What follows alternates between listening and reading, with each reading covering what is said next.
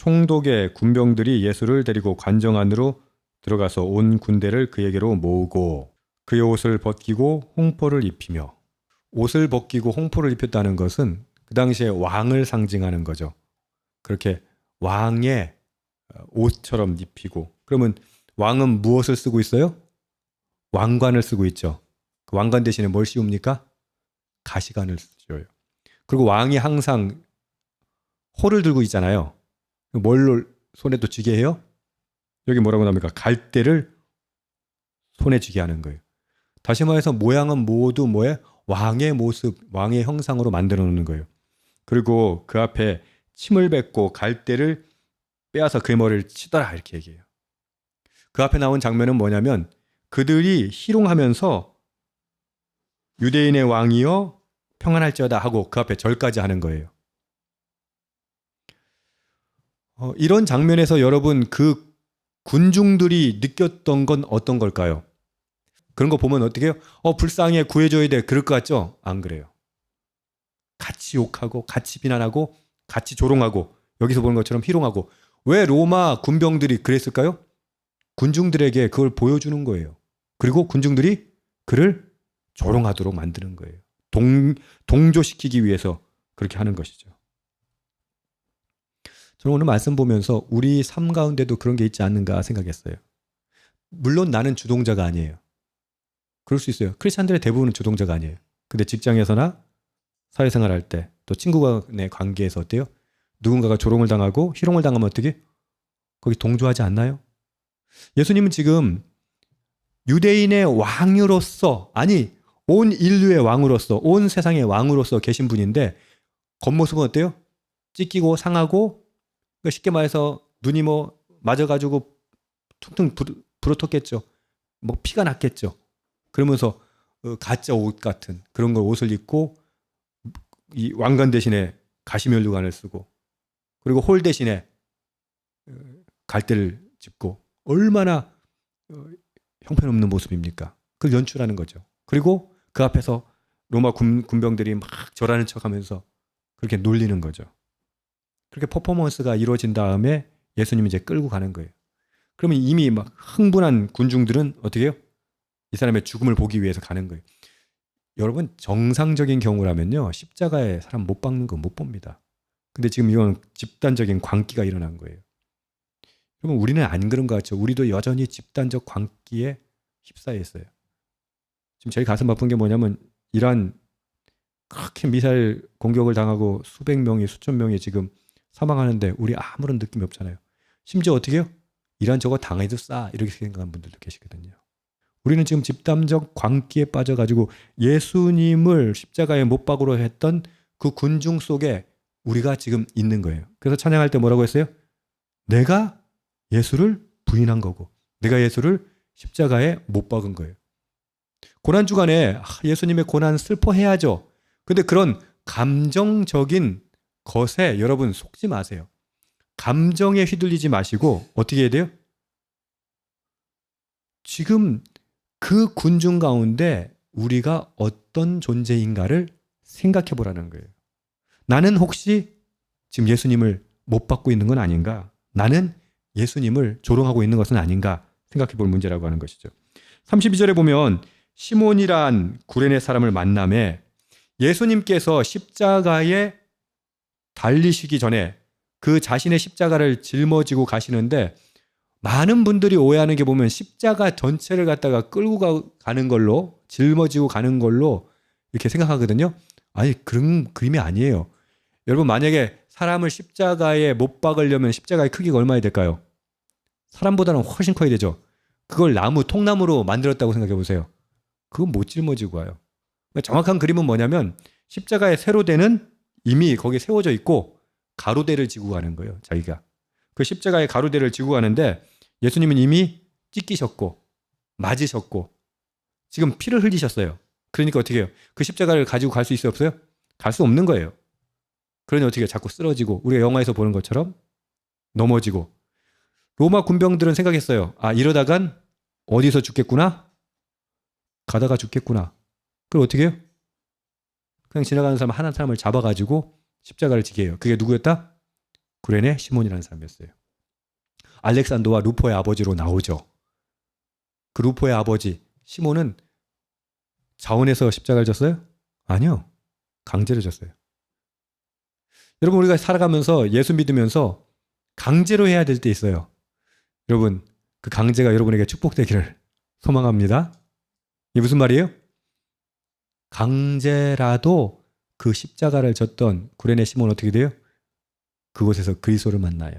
그리고 그 가정이 구원을 받습니다. 마가복음에는 알렉산더와 루포의 아버지로 소개해 있는데, 로마서 16장에 보면 마지막에 로마서의 그 인사를 할 때 바울이 이렇게 표현합니다. 그의 어머니는 곧 내 어머니라. 루포의 어머니에 대해서 그렇게 얘기하거든요. 이 말은 무슨 말이에요? 시몬의 집안이 예수를 믿게 되었다는 거예요. 무엇을 통해서? 강제로 진 십자가를 통해서. 여러분, 신앙생활 하다 보면요, 억지로 해야 될 때가 있어요. 이 말씀 보면서 곰곰이 생각해 보니까 제가 신앙이 이만큼 잘한 게요, 어렸을 때부터 억지로 한 게 너무 많았거든요. 억지로 새벽기도 나오라고 해서 새벽기도 갔고, 저희 때는 이제 중고등부 때도 새벽기도 나오라면 억지로 가고, 그 주일학교 때는 또 성경학교 있잖아요. 저는 방학에 성경학교 가는 게 별로 안 좋았어. 근데 어떻게?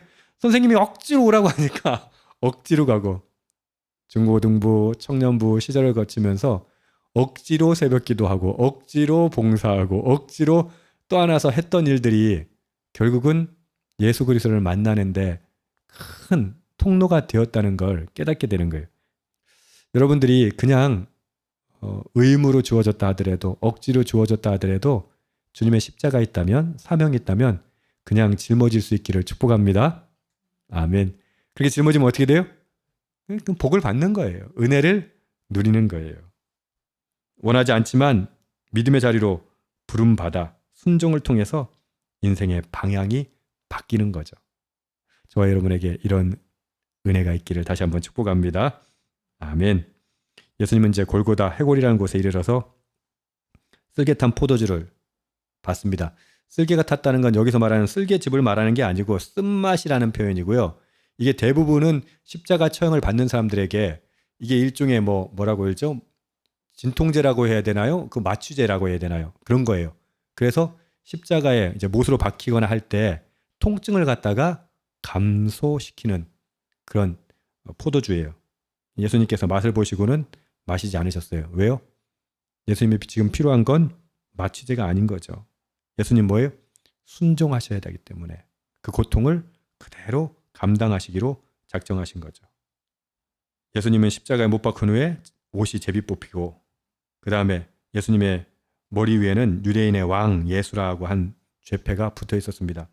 자, 아까 찬양할 때 말씀드렸죠. 예수님의 지금 모습은 어떤 모습이라고요? 속옷을 나눠 가졌다고 했잖아요. 그 말은 뭐예요? 완전히 벌거벗겨진 상태예요. 그러니까 최고의 치욕, 최고의 그런 수욕을 당하고 계시는 거예요. 지나가는 사람들이 39절에 보면 예수를 모욕했다. 40절에 이렇게 되어 있습니다. 그들이 모욕하는 내용이 성전을 헐고 사흘에 짓는 자여, 내가 만일 하나님의 아들이거든 자기를 구원하고 십자가에서 내려오라.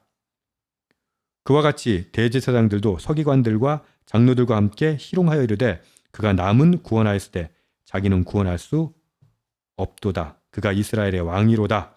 지금 십자가에서 내려올지어다. 그리하면 우리가 믿겠노라. 우리를 구원하기 위해서 예수님은 자기를 구원하실 능력을 스스로 제안하셨습니다. 여러분, 스스로 살 수 있는데, 스스로 십자가에서 자신을 구원할 수 있는데 그분은 그렇게 하시지 않았다는 것이죠.